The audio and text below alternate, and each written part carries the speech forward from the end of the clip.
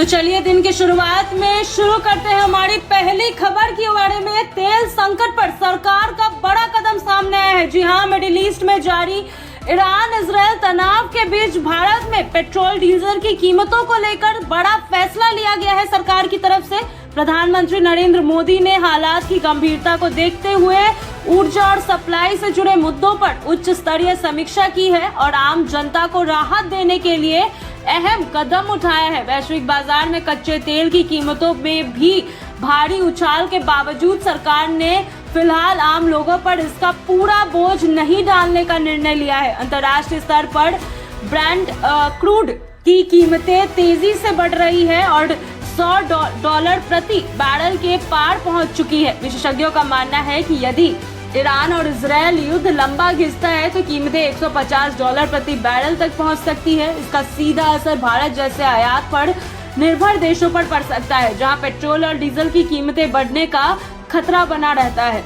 इस स्थिति को देखते हुए नरेंद्र मोदी सरकार ने एक संतुलित रणनीति अपनाई है। सरकार ने तेल कंपनियों पर पड़ रहे नुकसान को आशंकीय रूप से खुद वहन करने और टैक्स में कटौती जैसे कदमों पर विचार किया है ताकि उपभोक्ताओं को तुरंत राहत मिल सके। इसके साथ ही सरकार ने यह भी सुनिश्चित किया कि देश में ईंधन की सप्लाई किसी भी स्थिति में बाधित न हो। केंद्र सरकार ने यह भी साफ किया कि देश में पेट्रोल, डीजल और एलपीजी का पर्याप्त भंडार मौजूद हो और लोगों को घबराकर ईंधन जमा करने की जरूरत नहीं है। हाल के दिनों में कुछ राज्यों में पेट्रोल पंपों पर भारी भीड़ देखने को मिली, लेकिन सरकार ने स्पष्ट किया कि यह केवल अफवाहों के कारण हुआ और सप्लाई पूरी तरह सामान्य है। ईरान इजराइल संघर्ष के कारण वैश्विक सप्लाई चेन पर भी असर पड़ रहा है। खासकर हॉर्मुज से गुजरने वाले जहाजों पर खतरा बढ़ गया है, जो दुनिया के सबसे महत्वपूर्ण तेल आपूर्ति मार्गों में से एक है। भारत सरकार स्थिति पर लगातार नजर बनाए हुए है और जरूरत पड़ने पर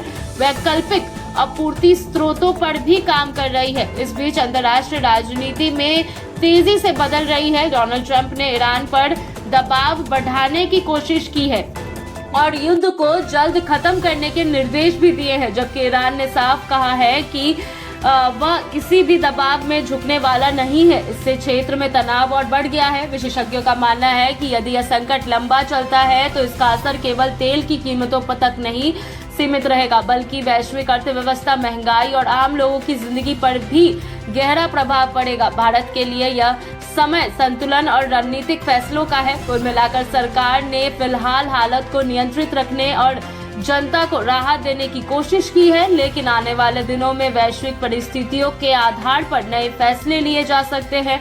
ऐसे में आम लोगों को सतर्क रहने और अफवाहों से बचने की सलाह दी गई है।